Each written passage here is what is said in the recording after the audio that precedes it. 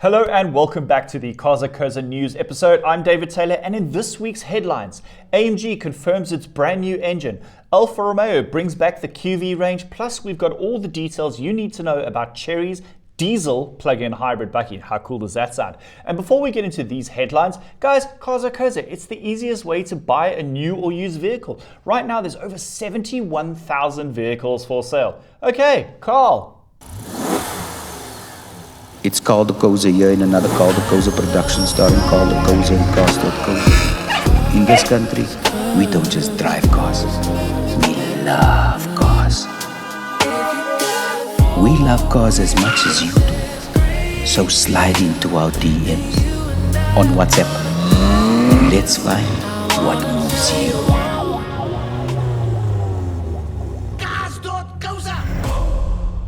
Right, this could potentially be one of the noisiest episodes ever filmed in Cars.co.za's history. Let me explain why. First up, Mercedes-AMG has confirmed its new engine that will replace the 43 and 63 powertrains. Remember guys, those engines were quite advanced, the cars were very quick, but they lack that soul, and this is something AMG wants to fix. What you see here is the GLC 53, which I assume is going to then translate into C53. This will be the gap filler before the brand new AMG V8 is launched towards, I would say, 2027. So what exactly do we have here? It's essentially an updated version of the 3-litre turbocharged inline 6-cylinder petrol engine. That's a great recipe. We've tried this in the E53. What a lovely powertrain. AMG has claimed it's high revving thanks to some hybrid assistance. Guys, wait for these outputs. Up to 330 kilowatts, 600 newton meters, and thanks to overboost for a few seconds, 640 newton meters. So AMG reckons 0 to 100, 4.2 seconds. That's pretty brisk. I think that's going to be a nice little warm-up act to a thundering V8. And as you can hear, it sounds awesome.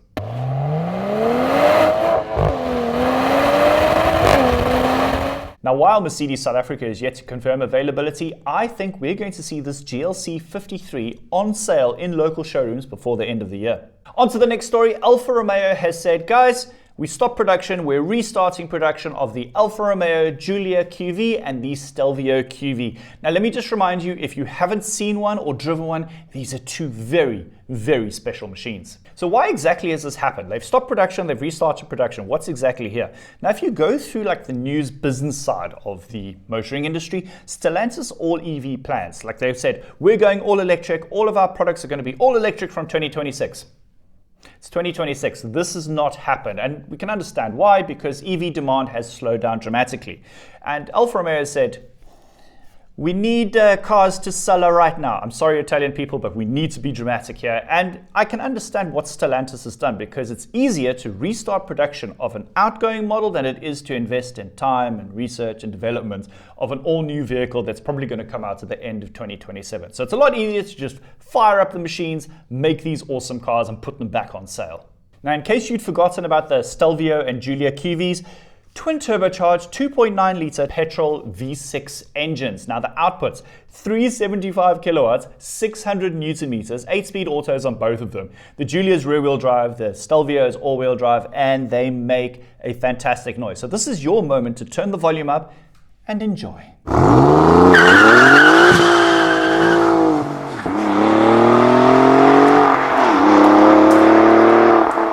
Pricing has been confirmed for our market. It is on your screen right now. That's just over 2 million Rand for the Giulia sedan, 2.2 million for the Stelvio SUV. And if you use our Cars.co.za comparison tool and load up Giulia and Merc C63 and BMW M3, you will see that this is quite the competition. So if you want something unique and different and really, really quick, guys, have another look at the Alfa Romeo Giulia. It is a sensational, beautiful machine. Now onto our final story, and Chery has shared details of its soon-to-be launched, yes, it's coming to South Africa, diesel plug-in hybrid double cab bakkie. Now that's, I don't think I'd ever be saying this, and until this point, all plug-in hybrids have been petrol powered. So suddenly we have a segment first, diesel plug-in hybrid. Chery's been kind enough to send us some info and some really cool images. You get a first look. This is not quite the production version from my understanding.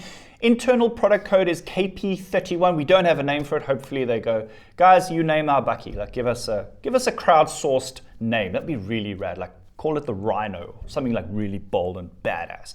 I think it looks really sharp. It's not as crazy as something like a Kia Tasman, but I think there's enough unique design elements here to separate it from the rest of the double cab bakkie segment. Now onto that powertrain. Now over the years, I've had the pleasure and privilege of chatting to a number of powertrain engineers from various brands over the years, and the common theme with diesel is that a diesel plug-in hybrid won't work. And let me tell you why. Because the electric motor in a conventional plug-in hybrid fills the gap, low end torque that is, whereas a diesel engine also makes all of its power and all of its torque from very low RPM. So potentially you could see diesel and electricity like having a boxing match at low RPM and then tapering off. So I'm really interested to see how this will work. If Chery have nailed it, I do think we have a segment game changer. Now I know game changer is a cliche that we like to throw around in the industry, but I'm really interested to see if this 2.5 diesel plug-in hybrid can really work, both in terms of towing, off-road, driving around town and so on. I'm really excited to get behind the wheel. So officially, yes, as I've mentioned, it is confirmed for South Africa, and Chery have said it'll either be here later this year or early 2027. Like, how fast has this development been? Chery has said,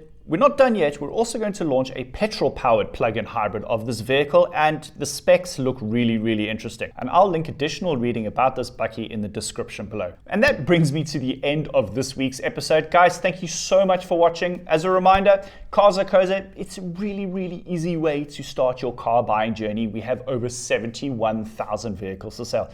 I'll see you in next week's episode. Okay, bye. Anyways, please hold. You know what? Talking on the phone can be such a lust. And don't even get me started on emails. Yo! With Cars.co.za, you can use WhatsApp to chat directly with dealers or private sellers. Real people, real-time answers. No cold calls. I realize that. Just straight talk about your car and what you want. Yippee-ki-yay, mother... I was gonna say trucker. You can now most search for cars there inside WhatsApp. Boom! Chat, negotiate, sort out paperwork, all without putting on your plugins. Easy peasy. WhatsApp on Cars.co.za. Let's find what moves you. Cars.co.za.